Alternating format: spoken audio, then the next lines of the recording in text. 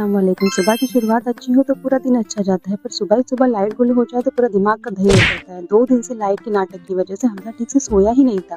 आज सुबह 11 बजे तक घड़ी घोड़े बेच कर सोता रहा। लाइट वालों को तो बर्दाश्त ही नहीं था। उठते ही सीधा बालकनी में मुआयना करने चला गया कि सबकी लाइट गई है, सिर्फ हमारी नसीब खराब है।